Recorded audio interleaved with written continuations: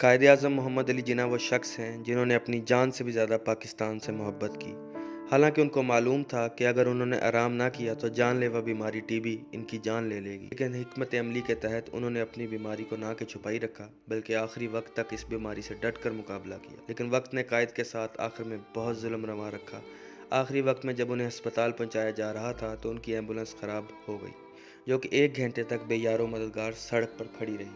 इस वाक़ये ने तारीख में बहुत से सवालों को जन्म दिया। क्या ये एम्बुलेंस ख़राब हो गई थी या करवा दी गई थी? कायद के आखिरी अल्फाज क्या थे? आज इन्हीं सवालात के जवाबात ढूंढने की कोशिश करेंगे।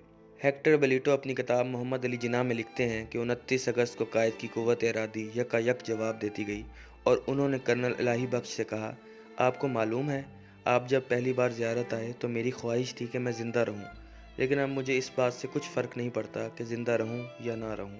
बाद में कर्नल इलाही बख्श ने अपनी किताब में लिखा कि मैंने देखा कि इनकी आंख में आंसू चमक रहे थे, हालांकि उन्होंने मुझे ये बात खुद बताई थी कि मेरी ज़िंदगी का मकसद पूरा हो चुका है, लेकिन इनकी आंखों में आंसू देखकर मेरे दिलो दिमाग को यकीन नहीं आया और ऐसा महसूस हुआ कि जैसे उन्होंने ये बात सिर्फ मुझे टालने के लिए की थी। असल वजह मेरे लिए मुअम्मा ही बनी रही। दिल में सोचता रहा, कोई बात तो ऐसी हुई है जिसने इनकी अज़्म ज़िंदगी की जड़ को ही काट कर रख दिया है। 5 सितंबर की शाम को कायद-ए-आज़म को नमूनिया हो गया। 3 दिन तक इनका बुखार बढ़ता रहा और थोड़ी थोड़ी देर बाद इनको बेचैनी का दौरा पड़ता और इस हालत में वो बुड़बड़ाते, जिसमें इनके आखिरी अल्फाज कश्मीर के मसले पर थे। 10 सितंबर को कर्नल इलाही बख्श ने फातिमा जिन्ना को आगाह कर दिया कि इनके भाई अब कुछ ही दिनों के मेहमान हैं।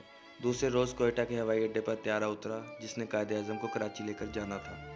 कायद-ए-आज़म को स्ट्रेचर पर हवाई अड्डे पर लाया गया, जहां पायलट और बाकी अमले ने सफ़ में खड़े होकर गवर्नर जनरल को सलामी पेश की। कायद-ए-आज़म ने आहिस्ता से अपने हाथ को उठाकर इनकी सलामी का जवाब दिया। दोपहर 4:15 के करीब जहाज़ कराची के हवाई अड्डे पर उतरा। 13 महीने पहले इसी हवाई अड्डे पर हज़ारों पाकिस्तानी अपने रहबर और मसीहा का इस्तकबाल करने आए थे, लेकिन आज सिर्फ चंद आदमी वहाँ मौजूद थे, क्योंकि कायद की आमद राज में रखी गई थी। हत्ता के वज़ीर आज़म को भी ना आने के अहकामात जारी किए गए थे। जहाज़ से स्ट्रेचर निकाल कर एक फ़ौजी एम्बुलेंस में रख दिया गया। मोहतरमा फातिमा जिन्ना और सिस्टर ग्राम भी इसमें इनके साथ सवार हो गईं और एम्बुलेंस शहर की तरफ रवाना हो गई। लेकिन थोड़ी ही दूर जाकर इस एम्बुलेंस का इंजन ख़राब हो गया। 1 घंटे तक ड्राइवर एम्बुलेंस को ठीक करने की कोशिश करता रहा, लेकिन एम्बुलेंस ठीक नहीं हुई। हत्ता के शहर से एक दूसरी एम्बुलेंस मंगवा ली गई, जिस पर कायद-ए-आज़म को गवर्नमेंट हाउस पहुंचाया गया। सवाल यहाँ ये उठता है कि जब गवर्नर जनरल की आमद का इल्म था तो ऐसी ख़राब एम्बुलेंस को क्यों भेजा गया? एम्बुलेंस क्यों ख़राब हुई? इस बारे में बहुत से सवालात हैं। इन तमाम सवालों पर अब तारीख की एक गर्द जम चुकी है और इनके जवाबात मुअम्मा बन चुके हैं। 6:20 पर कायद-ए-आज़म को इनके कमरे में मुंतकिल कर दिया गया। डॉक्टर्स और नर्स ने दवाई पिलाने की कोशिश की, मगर दवा हल्क में उतरने की बजाय इनके दहाने से बहकर गिर गई।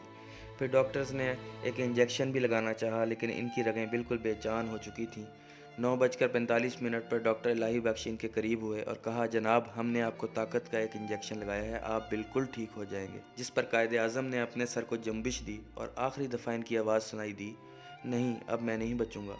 इस गुफ्तगू के 30 मिनट बाद वो इस जहान फ़ानी से रुखसत हो गए। बेलिटो ने लिखा है कि इस सानहे की खबर रात ही बाज़ारों से निकलकर सारे शहर में फैल गई और कुछ लोग आहो पुकार कर रहे थे और कुछ लोग सरगोशियों। बेलिटो मज़ीद लिखते हैं कि मजमे में एक शख्स आया जिसके हाथ में कफन और इत्र था, जो कि वो मदीना से लाया था, और कायद को वो कफन पहना दिया गया। कायद-ए-आज़म लड़कपन से ही मिट्टी में खेलने से परहेज़ किया करते थे और अपने आप को गर्दो गुबार से बचा कर रखते थे, जो कि सारी ज़िंदगी उनके साथ रहा और मौत के साथ ही ख़त्म हो गया।